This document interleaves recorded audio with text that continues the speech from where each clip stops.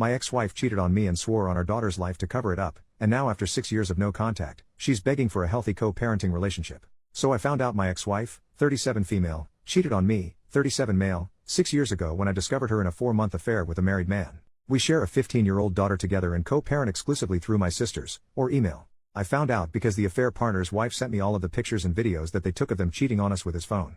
Some of the deal breakers for me was that she did a bunch of spicy acts with her affair partner that she would flat out refuse to do with me, saying that those acts were disgusting, and against her integrity as a woman. She literally told me her body, her rules. Before presenting her with the evidence I had given her a chance to come clean. However, she gaslighted me. Even swore on our daughter's life. I told her if you had any integrity, or respect for me at all you would tell me the truth right now. She held firm that I was crazy and making wild accusations with no facts. So I then present the facts. When confronted with the evidence, she broke down and looked me in my face and said she is a piece of crap and knew her betrayal was beyond disrespectful and ultimately something I would never forgive. I told her going forward under no circumstances except health, safety, and the life or death of our daughter should she contact me. We divorced soon after. Fast forward 6 years later. Last month my daughter asked if I would attend a dinner that she was cooking to prepare for her baking and cooking competition coming up. I of course agreed, but the kicker was her mother, my ex-wife, would be there too. She knows why we divorced and accepts that I've gone no contact with her mother. Mind you, I haven't seen or spoken to my ex-wife in close to 6 years. At the dinner some of my former in-laws and ex-wife were there, as well as my sisters and myself. My daughter's food was delicious and everything went pretty smooth. 1 week after the dinner I received a phone call from my ex-wife that I obviously answered because I thought something was wrong with our daughter. Nothing was wrong with our daughter, but my ex-wife wanted to sincerely apologize for her actions in the past and the damage she did to break up our family. She said that our daughter almost had a breakdown with the fear of her asking me to be in the same place as her and that our current dynamic is not healthy. She wanted to know if was there any way to healthy coexist for future events with our daughter. I did not interrupt her and let her finish what she had to say. When she finished talking, I responded by saying no and discontinued the call. Here is where I need advice. My sister told me my ex-wife is truly ashamed and sorry for breaking up the family and just wants a healthy environment for our daughter. My sister tells me to move on and to think about our daughter's mental health. I reminded my sister that what value am I in my daughter's life if I am unhappy? My ex-wife does not make me happy. So I need an unbiased opinion. Should I forgive my ex-wife and move on to build a better co-parenting relationship with my wife for my daughter's sake? Update 2 days later, I spoke to my daughter, 15 female, yesterday and what she had to say was an eye-opener. She told me that she knows that I love her and would do anything for her so she doesn't want to take advantage of my love for her for me by making me do things I normally would not otherwise do. She says her mom is struggling with sadness sometimes and tells her all the time that your father is not ever going to move past hating me, which makes it hard for everyone else to stop judging her for her past as well. Apparently my ex-wife is venting her grievances with our daughter because she has so few friends. My ex-wife lost a majority of all of our childhood friends, as we all grew up together. None of the husbands want their wives hanging out with her due to the fact that she used girls' night as an excuse to be with her affair partner, and some of the wives knowingly and some unknowingly covered for her. This caused a lot of drama.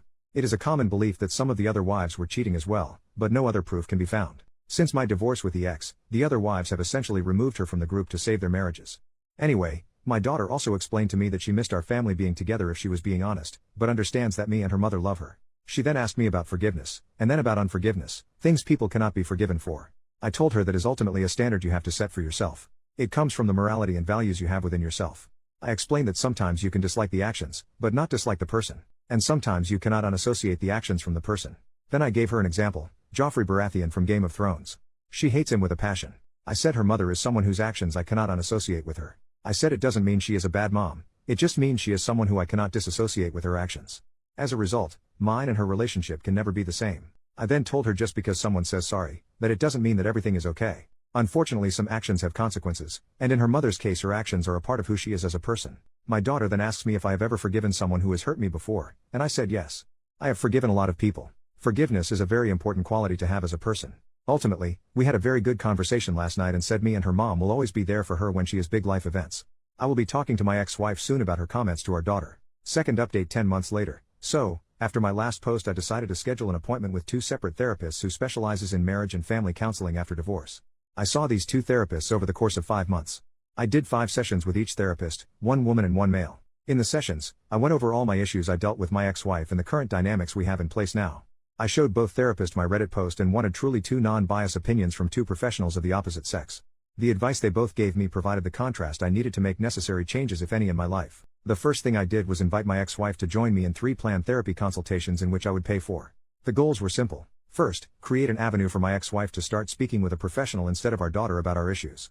Second, give her closure, not forgiveness, but an opportunity to give her any answers she may need to recovery and be a better mother and person to our shared child. Lastly, build and commit to a plan that we will follow on how we will deal with parenting our daughter and behave at shared life events, and she actually accepted my offer. First session. The first session was all about sharing our point of view on the current state of our lives, and what we both want for our daughter.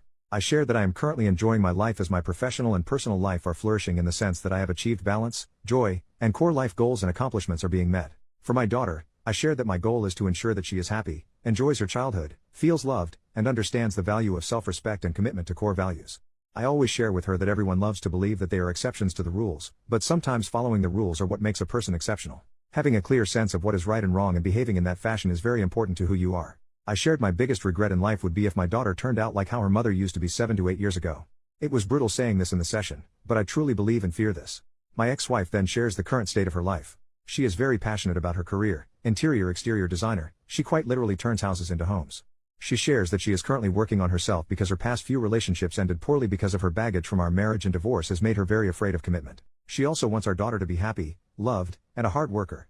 She responded to my comment about me being afraid of my daughter turning out like how she was 7 years ago. She said her pride was hurt by that comment, but years of therapy help her realize she must accept that her actions of the past have warranted that kind of comment from me. She said she knows our daughter does not want to be like her because our daughter has asked her many times besides cheating on dad, what is the real reason why he will never forgive you? She said people cheat and get divorced all the time and they are still friends. However, dad truly thinks you are a bad person, but a good mom. For years she thought I was poisoning our daughter against her, but quickly realized that was just her own guilt eating her away. The session ended quickly after that. Second session. This session my ex-wife asked a lot of questions. I mean a lot. Nevertheless, I answered all of them honestly and bluntly. The 3 main questions she asked were the following. 1. How did I heal from the wounds that she caused, and what advice could I give her as she is still trying to heal from the wounds she caused herself? I explained that the damage she caused wasn't like a stab or a cut wound that you could stitch back together. I said her damage was more like she amputated a limb from my body. My recovery wasn't focused on healing, but rather on how to walk, lift, or learn how to eat with my feet because I no longer had hands. I recovered from what she did by reteaching myself how to not be defined by my disability, become a victim, but more importantly gaining strength from it. I ended by saying I am still recovering, there is no healing this wound, the leg is gone. I said my advice to her would be do not amputate your next partner. Stop focusing on healing and start prioritizing recovering from the damage you caused. Some things cannot be fixed, but they can sometimes be replaced, or provide life lesson on how to behave in the future. 2. How can she replace what she has broken? I reply by giving an analogy. When a woman has a miscarriage, she doesn't replace the child she has lost when she has another baby. She values the life of the child she is because she knows what it is like to lose a child or not have a child at all. She doesn't replace what she has lost, she has to use her previous loss as a vehicle to find love in what she is now. I reiterated that she cannot replace or fix this.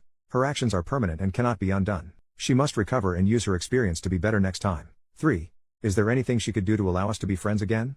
I replied by saying no. However, her being a great mother to our daughter and showing her how to recover from making the mistakes she made in her past would go a long way in making sure our shared interest is met. I explained there is no scenario in which I can give you forgiveness, because it is not a gift I can give. This gift must come from yourself. I cannot be responsible for your happiness or forgiveness. 4. Would you allow me to keep trying? I respond sure. Last session, we made major agreements. We came to an agreement that I would allow her to contact me outside of emergency if she agreed to not speak about our relationship with our daughter. Please let her be a kid. She can call me directly if she wants to coordinate vacations, holidays, or gifts.